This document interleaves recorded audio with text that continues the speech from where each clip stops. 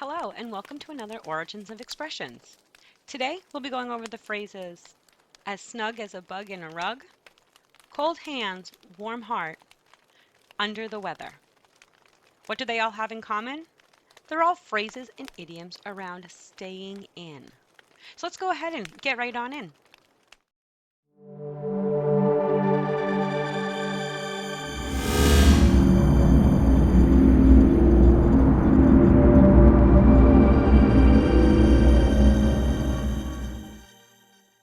The winter season brings a variety of adverse weather extremes. You may experience heavy snow, ice accumulation, freezing temperatures, and wind chill. The winter season is the coldest in the whole year, but not if you live near the equator.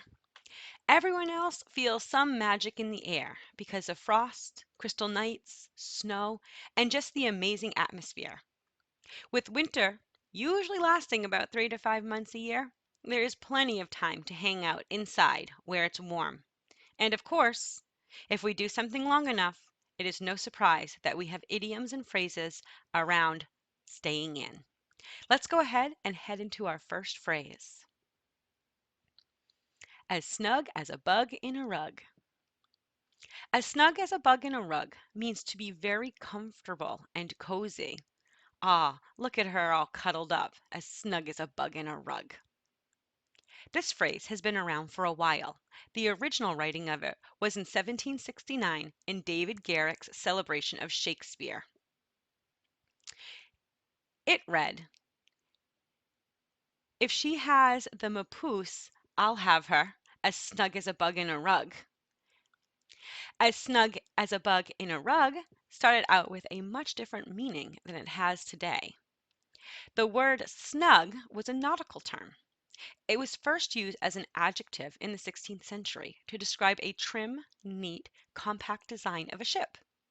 Shortly after that, snug started to be used as a verb and meant to lie close, as in snuggle up together for warmth or in affection. The word bug was used to talk about bed bugs in the 16th century, and the word rug was used to describe a blanket on a bed in the 17th century. So back when this saying came out, it was described that there were bed bugs alive, happy, and warm in your bed, and if you slept in that bed, well, they were well fed too. Gross. As time went on, the saying changed, and we moved away from the literal sense of the word bug to say you look very warm and comfortable all wrapped up in a blanket. An example sentence is, that wrapped up dog looks as snug as a bug in a rug. Well, let's let him rest as we tiptoe over to our next phrase. Cold hand, warm heart. Cold hands, warm heart alludes to people who have cold hands, have kind and loving personalities. Just because they don't show their feelings does not mean that they do not have any. Now, this saying is not literal. You can be a good person with warm hands. It was used figuratively to say a cold person on the outside might be a nice person on the inside. It was also used in public settings to help keep a person with cold hands from being embarrassed. This phrase has been around since the 1700s, and it is said to come from a French phrase from the Dictionnaires de Proverbes Francisco by George D. Baker in 1710. Of course, the phrase just means cold hands, warm heart. The phrase has held the same meaning since it had been written. The idiom has been alive for a while and is still used today. The first English text of the phrase cold hands, warm heart was in 1903 by V.S. Lane in Collectanea. The expression does not only exist in English and French, it's also in German. Today, we use it to say just because a person might seem cold and quiet in a public setting, they are warm and a loving person in a private setting. An example sentence is, I don't like holding hands with Steve. His hands are so cold. Cold hands, warm heart. Now that we have learned about that idiom, let's warm up to our last phrase of the video. Under the weather. Under the weather means that a person is feeling sick or sad. I don't feel good. I feel under the weather. This is quite a common phrase, not only today, but also back in the 1800s. It started out to describe when someone felt seasick. They would be sent below the deck so they could get away from the harsh weather. Get it? Sent below deck, under the weather.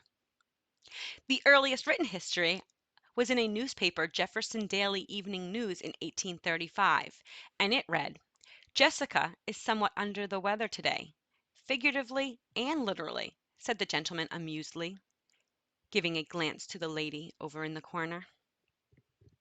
We use this saying the same way to proclaim that we or someone else does not feel well.